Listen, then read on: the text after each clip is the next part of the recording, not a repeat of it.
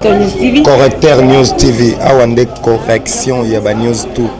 Donc Awande, on assure quoi. Suivez Correcteur News TV.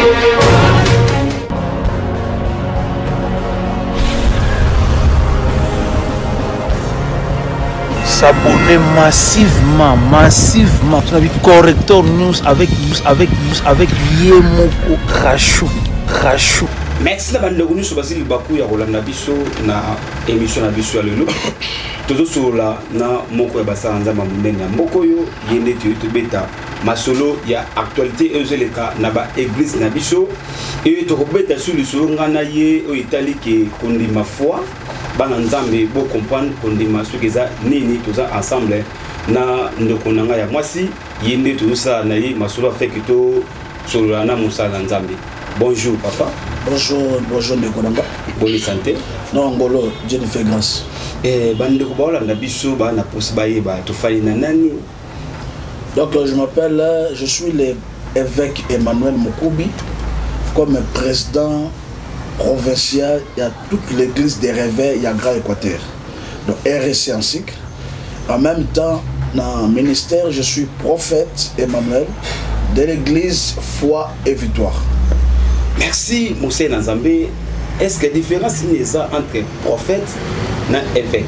Oui, la différence est parce que prophète c'est un ministère. On a 5 ministères.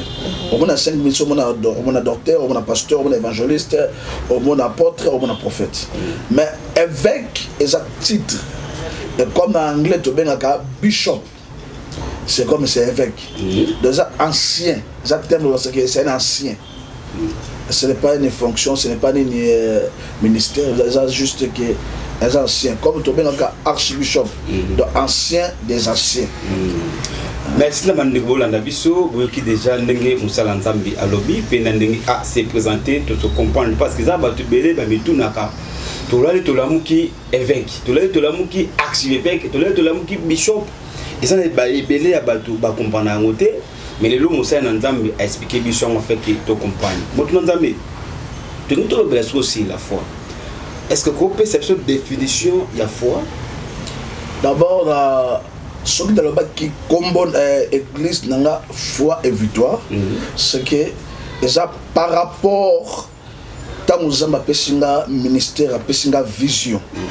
Alors par rapport à makamna leki na yango. Par rapport à makambu yanga moko na ministère nanga ya vie nanga moko na leki na yango. Alors c'est que il y a les boston on zama tasinga pesinga atalsinga le bible atalsinga le bogo. C'est que en dehors il y a parole à Zambé et le comme chose et pour que mon accède dans la foi, il faut écouter le biologie, la foi vient de ce qu'on attend. Voilà. Donc le que maximum mon frère il y a foi na yo ce que le banzam déjà té. Est-ce que retour il y a Jésus-Christ sur la terre? Est-ce que alors oui, il y a encore des enfants de Dieu, il y a encore des serviteurs de Dieu. Vous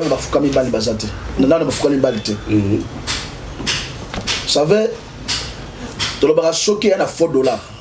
C'est ça un vrai dollar. Et ça n'a pas d'ensemble, bas serviteur d'ensemble. Amen. Amen. C'est que tout le monde m'a envoyé sur Roya. Et Roya, au coup de Oyaye, à son temple, na crainte, na Obanga et Bazali. Si tout le monde est l'église, n'a biso, les cas qu'on dit, ils sont placés.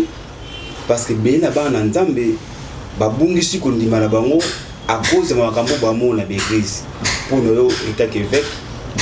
Bon, la Colomba. C'est ça le problème. Comme basé foi na yo Nicolas Moussala Nzambe. Amen. Parce que Moussala Nzambe azam dugola yo. Azam dugola ngai. Il n'est pas esprit azam mutu azana mai na makila. C'est pour ça que tu es belé ba bunga nzela parce que amuna pasteur moi sala kan kamo a pengwaka et à cause à pasteur na ba ensemble la soute té.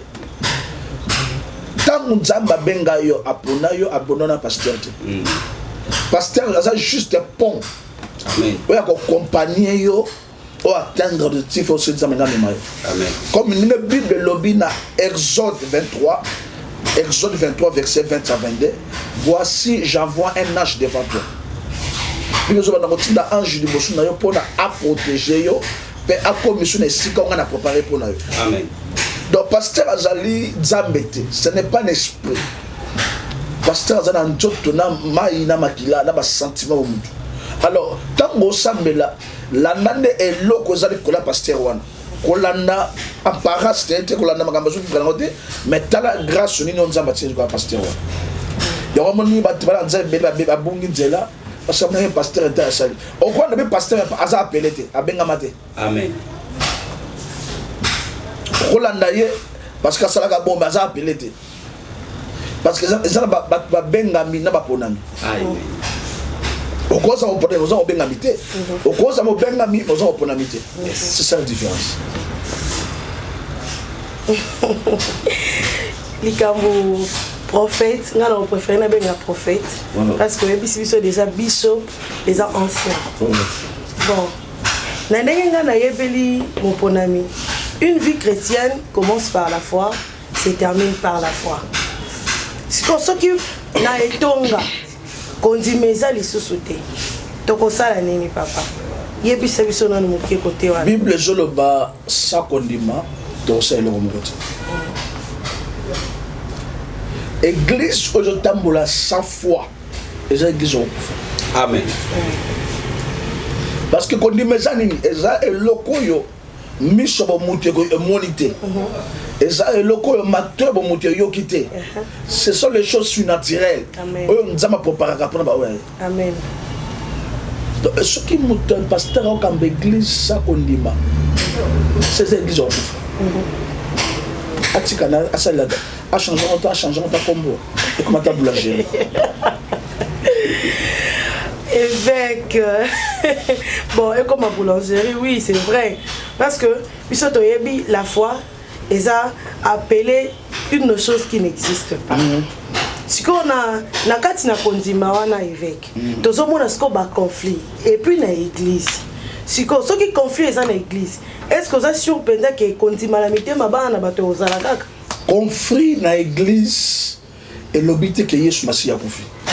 Et si à kufa c'est quoi? Conflit na église et l'obité que Yesu tozongi kisu na kuluste. Depuis à c'est quoi atika so na kuluste. Le conflit ezali eza esprit sentimental. Ya ki mosuni. Mais l'église reste l'église. Amen. Bah cause la conflit parce que il y a ouais là eloko moko boy. Mais le ministère c'est reste le ministère. L'alliance c'est reste l'alliance. Alors le ba za ba comprendre to landa ba conflit on a te na biso tika le banzambe to vana le banzambe. Conflit ne koleka. Le ba ko bongisa ba kote ba bongisi ba solo lipe. Parce que yom de bete meli ba comme na conflit wana. OK wapi. Ndesi komoni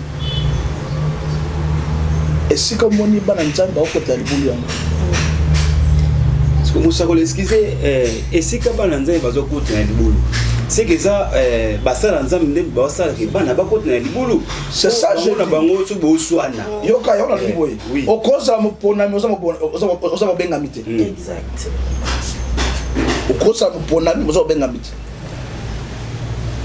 et fuir liboso pas musala nzambe ya liboso c'est l'amour. Il y a une balle foi dans l'esprit à pardon. Et si un homme de Dieu n'a pas l'esprit de pardon, n'a pas l'esprit de fuir de lui, et fuir l'amour, n'est pas un homme de Dieu. Les gens voient ceux qui osent dans l'amba, ils ont au sombi. Oui. Gabelin c'est bien l'amba wana.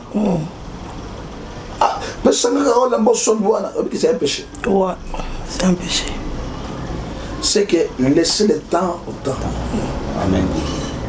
Ce qui ne s'appelle pas tombola yo. C'est là que nous avons tombola. Il est le maître de temps et de circonstances. Bah ouais la rangongate pour glisser. Amen. Amen.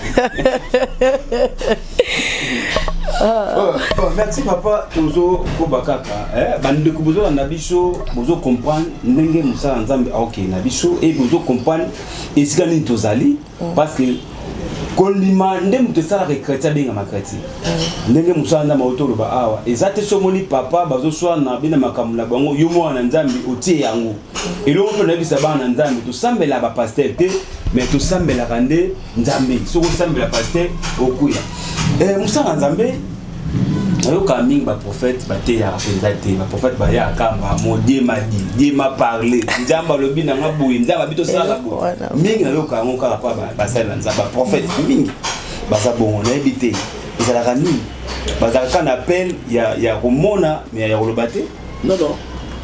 D'abord, le véritable prophétie, c'est la parole de Dieu. Exactement. Si on dit que Moussa Nzamba, on sait que la makamboza na Bible était à Moussa Nzamba. Yes. C'est Mbikoudi. On a Mbikoudi. Mbikoudi. Parce que na tabakala, ainsi parlait l'Éternel. Et l'obi Yahweh. Oui, tu as raison. Il y a des lois trop de... Vous allez regarder la tombe bazana dit comme moi qui est bapesi yandoto comme prophète. Amen. Vous allez regarder la tombe boye bapesi moi dans mon balot kandoto comme prophète.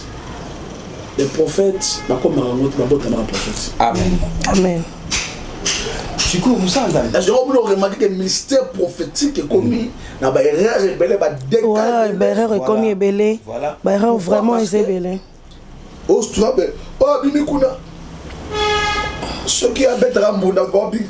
Oh, puis qu'on a ce qui a rien ni votre piquité. Sous Moussa Goli, n'engana ba eloko. Ba prophète ba zami go biso to monde la so a telemi. Azoyi bisa mutu. Na monio ozana na emsusu mutu ezalo bien te. Et na solo na nzambe, nzamba yebisi ngai, nengo za bongo, voke esala boye. En plus na solo na nzambe, donc si place oso na mona nzambe. Si place oso na nzambe, si place. Bon, quand tu as des détails, mais on a l'esprit de Dieu et Zaka Moko. Il y avait des prophéties dans cette salle que l'esprit du prophète est soumis au prophète. Voilà. Merci papa. Ngana ngena lo baboy musali na nzambe. Souvent tozalaka soki okutana prophète mo na nzela. Asakoli pona yo. Souvent na monara ba makambo balobaka plus basé na ba famille et puis au mona ndekwa na libota akomi na batitude mo bizarre on a kutana na prophète mo ebisenga que non bat nazana bango baza bandoki parce que sur ce point là pona yo lobi nini po yo ndeoza mosakole. Bon il y a aussi la prophète sur les gamza la prophète nzambe solo. Oui. Et là le plus que il y en a pirate bazali et puis mani ba original bazali ndenge faux dollar ezali ndenge pe vrai dollar ezali. Alors c'est que lokola moko na sala gaffe et le but que ministère prophétique est qualité gaffe ya wana ego ko sa ministère prophétique gaffe ya wana ego ko sa ministère prophétique c'est que toko sakola basila biso dans la basine na mboka auto sakola nga bandi évangile nzambe na âge 8 ans na mboko. C'est tout ça ba signe auto sakola na mboka oyo pe salama ko kisama. Amen. To longolango ba na tukina na ba province. Obi ngam kima pe na kima nga pe étranger na faire ba province ya Congo.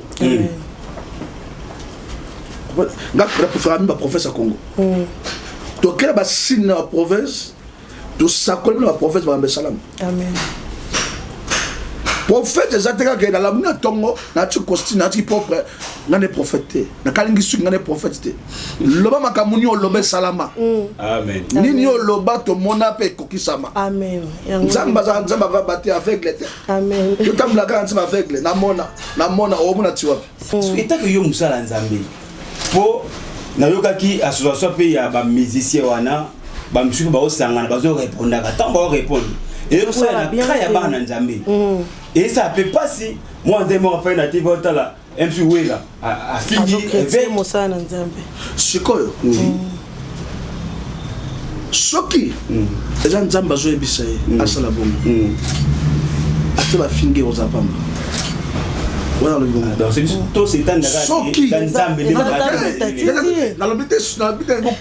nalobi mystère prophétique eza mystère makambo ebele papa ok nga gomosu nalamuka na ntongo nayebisi gouverneur ya province nzambe abisinga tosala kiliti monene bokota bureau te na baministère profession nyonso bokota bureau te président assemblée to gêné bana tonti 12 heures parce que mabengi okota na mboka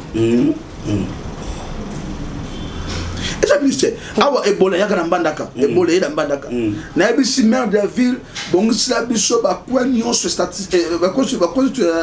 ya nini bakwa principal na ville todéclare na osambela na boka huile na boki miel ebola coronavirus ekoya na mbandaka te ekota mbandaka te so ekoti mbandaka église na ekangami un défi hein on a défi hein parce que nazalaka trop sire mpona alobelinga nzambe parce que on s'attendre soki baza trop sire mpona nzambe alobeli gloire à Dieu amen merci évêque na sepeli nzambe asala biso ngolu et comprendre oyo nini ekozala na mboka na biso afeke basala nzambe bazonga mpe na nzela na bango basala nzambe tolingi mosala nzambe topesi yo 3 minutes oexplike bana nzambe foi na mwata mwa mokie ko mwa introduction wana totiki yo mna miko tali caméra na biso ote ya bango mwa introduction mwa mokie ya foi. Oui, je m'excuse. Protokoma na étape wana nga nalingaki yo pesa nga eloko moko boye elinga modèle na yo pozala prophète oza lelo modèle na yo pozala idole na nga ezalaka motu kingani idole na yo ekozala nani idole na nga mpona koma prophète mpona koma prophète te obotama déjà prophète siko idole na yo na prophétie wana na ministère oyo ozali ezalaka nani Yesu Masiya idole na nga Yesu Masiya idole na nga Yesu Masiya parce que nalandi motu na obeti malibako mamba osala aza motu amen découragé nga idole na nga Yesu Masiya.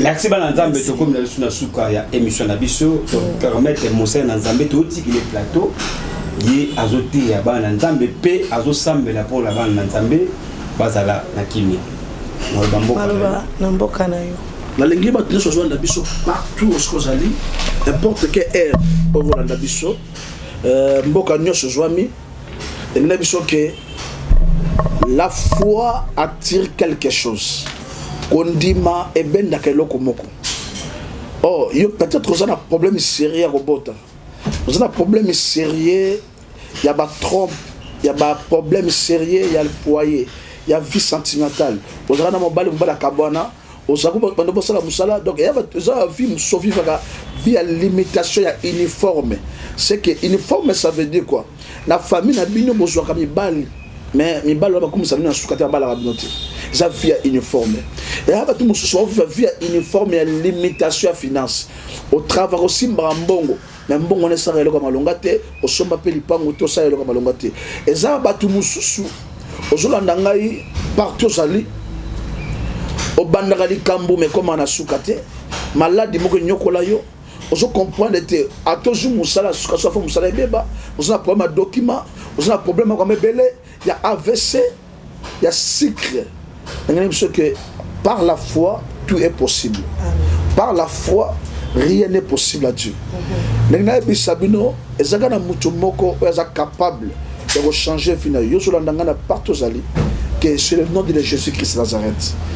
Nangana biso ya komba Yesu eleki komba papa botuyo eleki komba mama botuyo oyo bato moki bakosaila yote nde Yesu akosaila yo oyo bato moki bakopesa yote nde Yesu akofungola yo ngeso tsa kondima et tsa la zana kondima même si ba situation comme plus dure makamezo marchete makamezo simbati mais komba Yesu za solution komba Yesu lobiko ngana mona na nzela kondima samba simba mutu paralysé sili na nzela kondima saba simba mutu saba simba mutu na moni ba vek bazobika na nzela kondima yango moni na ministre na 2021 nzambe abisenga na ministère asali alliance nanga le 31 alobi nanga za nzambe ya récupération c'est que nzambe alinga récupérer peso biloko nyonso perdaka na vie na yo biloko nyonso ekomaka passe na vie na yo les véritables sonances oyebi mutuka oza na assurance soki esali accident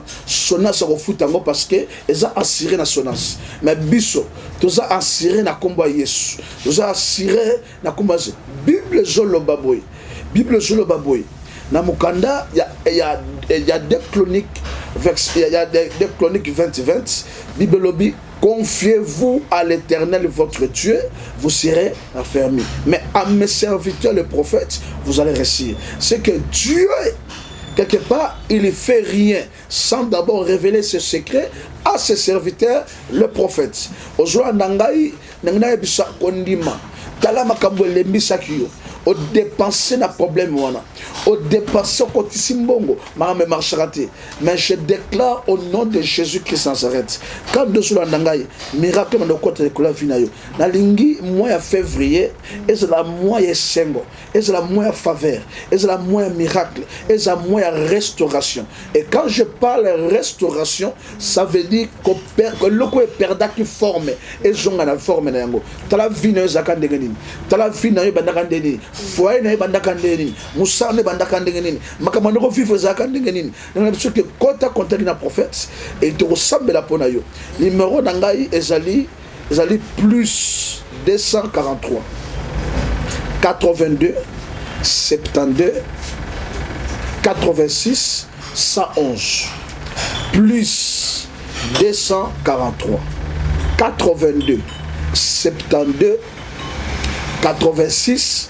111 plus 243 82 72 86 111 donc benga prophète za numéro na WhatsApp kota contact nanga pesa problème na yo nanga biso ke koza décourager te na mambeleka na vie na yo ko décourager te parce que tu peux rencontrer 1000 prophètes, tu peux rencontrer 1000 apôtres, 1000 pasteurs, mais attention, chacun a sa grâce.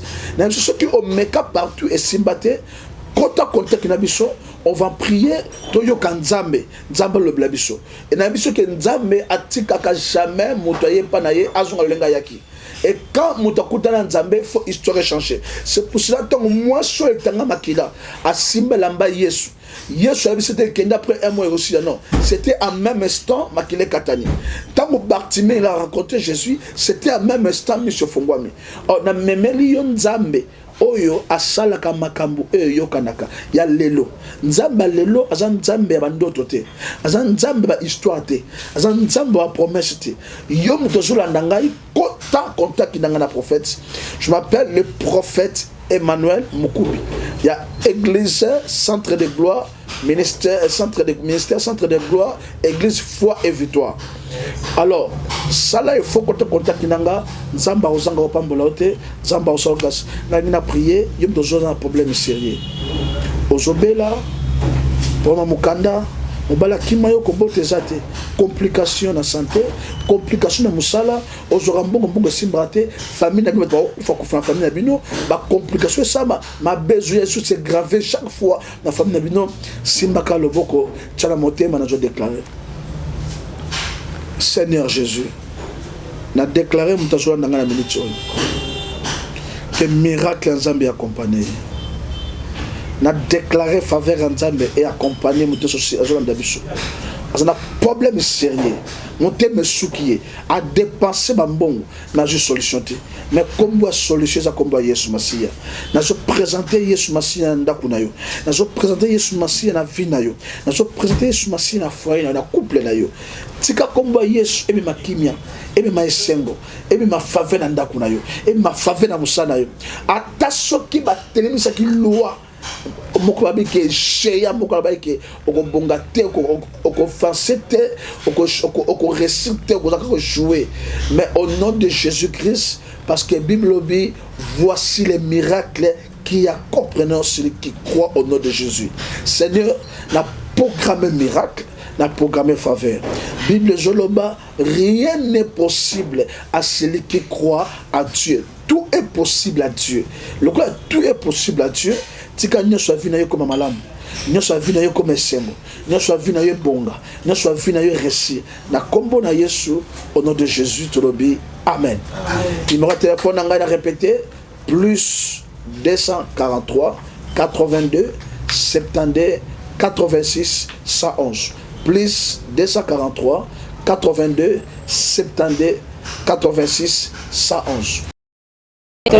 Correcteur News TV, Awande correction, il y a news tout. Donc, Awande, on assure quoi. Suivez Correcteur News TV.